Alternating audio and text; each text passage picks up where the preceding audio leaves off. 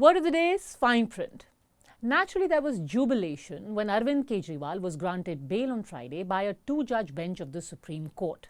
But it's also important to understand the fine print.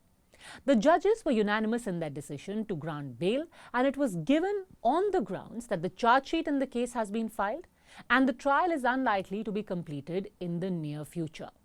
But here is where there were also points of difference between Justice Surya Kant and Justice Bhuyan. Talking about the procedure of the entire investigation, Justice Kant held that the arrest of Arvind Kejriwal was legal and did not suffer from any procedural irregularity.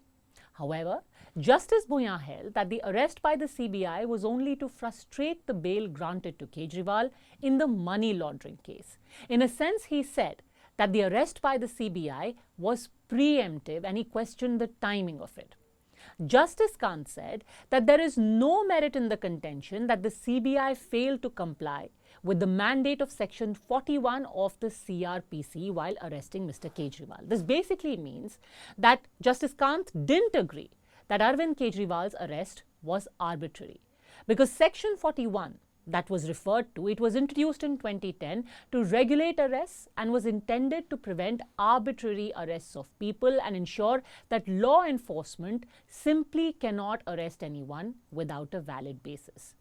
Justice Kant said this was not violated. However, Justice Bhuyan questioned the timing and said it appears that only after the learned special judge granted regular bail to the appellant in the ED case, which was stayed by the High Court on oral mentioning, that the CBI became active and sought for custody. The CBI did not find it necessary to arrest the appellant for over 22 months. Such action raises a serious question mark on the timing of the arrest. So the timing of the arrest was questioned by one of the judges.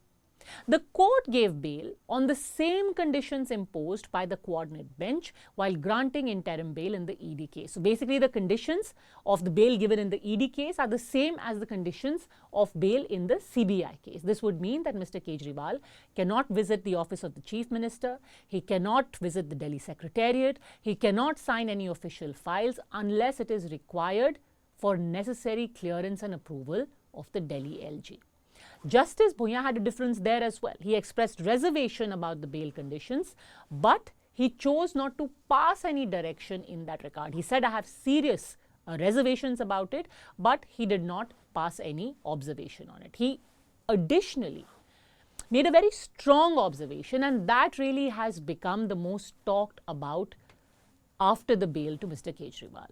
Justice Bhuyan said, it is imperative that the CBI dispels the notion of being a caged parrot. Rather, the perception should be that of an uncaged parrot. So it boils down to this. The Supreme Court unanimously granted bail to Arvind Kejriwal.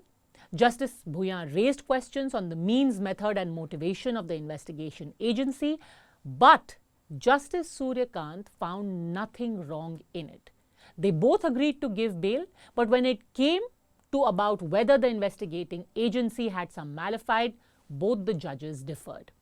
The bail, like I said, also comes with conditions that Mr. Kejriwal cannot actually go into the office of the Chief Minister, which is why there are questions now. What happens to the functioning of the government of Delhi? The Chief Minister is out on bail, but he won't be able to do any of the work that is required of his office. Without a doubt, the case is a big leg up for the Aam Aadmi Party, but on the misuse of agencies, while there is a strong observation made by one judge, the question about whether the process was vitiated still remains wide open, with Justice Surya Kant stamping his approval on the means methods of the CBI.